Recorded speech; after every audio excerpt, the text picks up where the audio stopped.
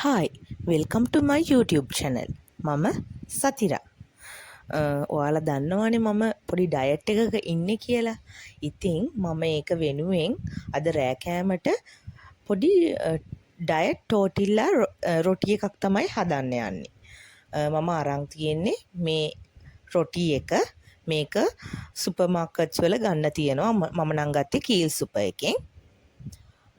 මේක අනිත් රොටි වලට වඩා පොඩ්ඩක් අර නැමෙන සුළු ගතිය තියෙනවා. පරාට රොටි, චපාති රොටි ඒවට වඩා මේ රොටි එක පොඩ්ඩක් හොඳයි. මේ රොටි එක තමයි සාමාන්‍යයෙන් මේ වගේ රෙසිපීස් වලට ගන්නෙ. ඒක නිසා ඔයාලත් හදනවා නම් මේ රොටියම ගන්න බලන්න. නැත්නම් ඔයාලට ගෙදර හදා ගන්නත් පුළුවන්. පාන් පිටි නම් දාන්න එපා.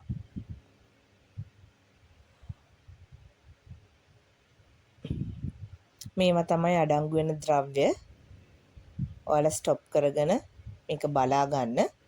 මම මේකට ඇත්තටම තෙල් දාන්නේ නැහැ. මොකද මේකේ සූර්යකාන්ත තෙල් ඕල්රෙඩි අඩංගු වෙනවා. ඒක නිසා තෙල් දාන්න නම් එපා. non stick pan එකක් හරි රොටි තැටියක් හරි අරගෙන දෙපැත්ත විනාඩි 2ක් විනාඩිය වගේ දෙපැත්ත පොඩ්ඩක් රත් කරගන්න. ලොකුවට පුච්ච ගන්න ඕනේ නැහැ.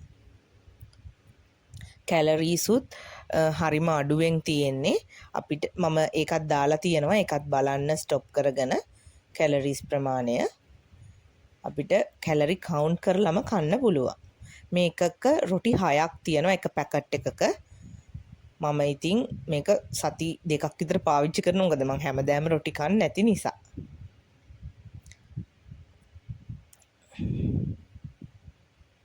ඩීප් ෆ්‍රීසර් එකේ තමයි තියාගන්න ඕනේ. මම මේකට පොඩි රයිතා එකක් හදාගන්න හිතුවා. මොකද රයිතත් එක්ක කද්දි හරිම රසයි. රතු ලූණු ටිකක්, රතු ලූණු ගෙඩි 2-3ක්, තක්කාලි පොඩි ගෙඩියක් කපා ගත්තා. ඔයාලට පුළුවන් නම් පොඩි පිපිඤ්ඤා පෙති කීපයකුත් කොටුවට කපා ගන්නකෝ. හරිම රසයි. මට මේ වෙලාවේ තිබ්බේ නැති නිසා මම ඒක දාගත්තේ නැහැ. ආයේ යෝගට් නම් දාන්න එපා. පුළුවන් නම් මුදවපු කිරිම දාන්න. මුදවපු මී කිරි නැත්තම් එලකිරි හරි කමක් නැහැ. මම එලකිරි එකේ තියෙන පැකට් එකකින් දාගත්තේ මුදවපු කිරි එකක්. යෝගට් දැම්මොත් කැලරි ප්‍රමාණය හිට මෙහෙට වෙනවා. පැණි රස ගතියක් එනවා. අර අපිට ඕන අර ඇඹුල් රසය එන්නේ නැහැ. ඒක රහයි රොටියට ඒ ඇඹුල් රසය එද්දි. ලුණු ගම්බිරිස් ඔයා කැමති විදිහට දාගන්න. හරිම රසයි මුදවපු කිරි වලින් මේක හැදුවොත්. නැත්තම් ඔයාලට තවත් පුළුවන් හොඳ ඔප්ෂන් එකක් තියෙනවා. Greek yoghurt. ඒක ගන්නත් පුළුවන්. ඇත්තටම හරිම රසයි.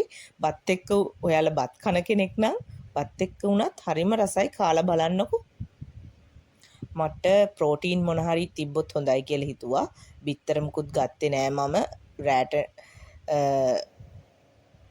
රෑට මාළු තිබ්බ නිසා යපු මාළු තිබ්බ නිසා එකෙන් කෑලි 2ක් අරගෙන කටු අයින් කරලා හොඳට අතින් පොඩි කරගත්තා. තව කරපිංචා සම්බෝලයක් තිබ්බා කලින් හදපු. ඒකත් මම මේකට දාගන්න හිතුවා. පොඩ්ඩක් ඒක ටිකක් සැරට තියෙනවා. ඒක නිසා පොඩ්ඩක් සැරට කන්න මම ආස නිසා. නැත්තම් ඔයාලට රයිතයකට අමු මිරිස් හරි දාගන්න පුළුවන්. එතකොට සැරට රසට තියෙනවා. මාළුයි රයිතයි වෙන වෙනම මම තියාගන්නවා. පොඩ්ඩක් ඒක 4න් එකක් වගේ 4ට බෙදා ගන්න පුළුවන් විදිහට මම කතුරෙන් කපා ගත්තා. නැත්තම් ඒක දිගට දාලා නමා ගන්නත් පුළුවන්. තමන් කැමති හැඩයකට මේක නමා ගන්න පුළුවන්. නැත්තම් රොටිය කඩාගෙන ඕවා ඔක්කොම මික්සර් කරගෙන නිකන් පාන් කනවා නෝමල් රොටි කනවා වගේ කන්නත් පුළුවන්. කොහොමත් ඉතින් යන්නේ බඩටනේ. මේක මං තියන ආසාවට තමයි මේ විදිහට හදාගන්නේ. කරපිංච සම්බෝල ටිකකුත් මාළුවෙක උඩින් දැම්මා. කොහොම හරි මං හදාගත්ත ඔක්කොම ටික රොටියට දාලා රොටිය නමලා කන්න තමයි යන්නේ. මේක මම රෑ කෑම වේලකට ගත්තේ 7ට. කොහොමත් මං 8 වෙන්න කලින් අනිවාර්යෙන්ම ආහාර වේල ගන්නවා. උපරිම මම බලනවා 7:00 වෙද්දි කෑම එක අරන් ඉවර කරන්න. ඒ වුණාට ඉතින් බැරි වෙන දවස් ඕන තරම් තියෙනවා. ඒ නිසා මම හිතන්නේ 8 වෙන්න කලින් හරි අනිවාර්යෙන්ම කාලි ඉවර කරනවා කියලා. දැන් ඉතින් රස බලන්න තමයි තියෙන්නේ. ඇත්තටම මාරම රහයි. මං ගත්තේ උයපු මාළු, තඹපු මාළු නෙමේ. උයපු මාළු හොදි නැතුව.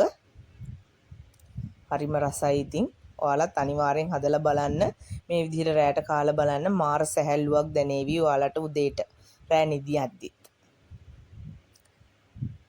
එහෙනම් මම තවත් රස රෙසිපියකින් ඔයාලව හම්බෙන්නම්. මගේ weight loss journey එකත් එක්ක එකතු වෙලා ඉන්න.